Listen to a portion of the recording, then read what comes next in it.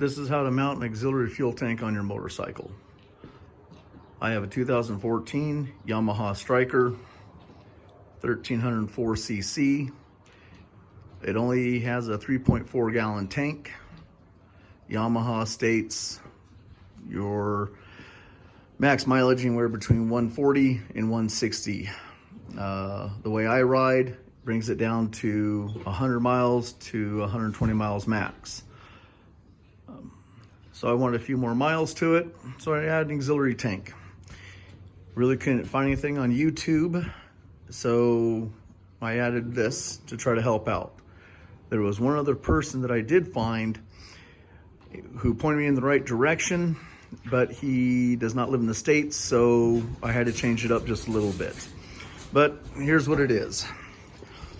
Online, I went to spunaluminumtanks.com, paid about anywhere from 160 to 185, I don't remember, but it's a 6-gallon tank.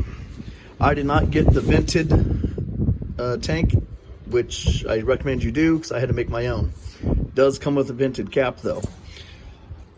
So this setup back here is about 40 pounds, and thankfully Yamaha does use thick steel, so all I had to do was weld a 1/8 steel plate to the back of the luggage rack that they already have, and drill some holes, mount it up.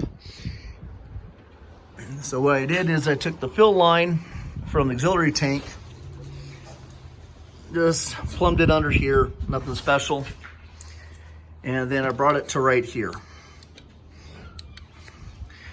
This line here is actually the vent line to the motorcycle, my main tank. So what I did is I cut the vacuum line that went from the vent line down to the charcoal canister and plugged it in there. Then on the vent line that I made for the auxiliary tank, same thing, took it down, but what I did is I connected it right here. So this tube used to go to this one-way valve, whatever it is, I don't know, EGR valve, whatever. But, so I took that and bypassed this little valve, hooked it straight there. This side goes straight to the charcoal canister.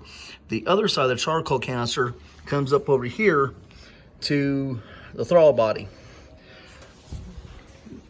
Now the way this works is when I'm completely empty, I fill the main tank first, put the cap on, then come back and I fill the auxiliary tank. I leave it just below the filler neck.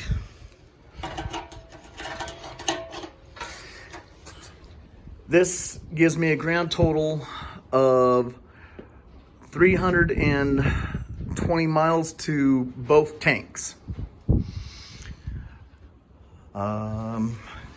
Don't exactly know if it's a suction or a gravity. I know at some point it does gravity because the vent is about right here and the tank core sits a little higher. But what ends up happening is I'll use the gas here for a little bit, and then once the tank's equalized, it will suck fuel from the back tank, go up through the vent line, and it'll put the fuel in the front tank. My gas gauge does not move until 230 miles. After I've gone 230 miles, then the sending unit in the tank tells the or reads out on the speedometer, hey, now you're getting less fuel in the tank. So I've just filled up, of course, so it's going to be full if I show you. To do this, I end up putting in, where's it at? Here it is. So it is, I put almost 8.5 gallons in. Welcome to California prices. And almost paid $40 for 8.5 gallons. But this will get me roughly 320 miles between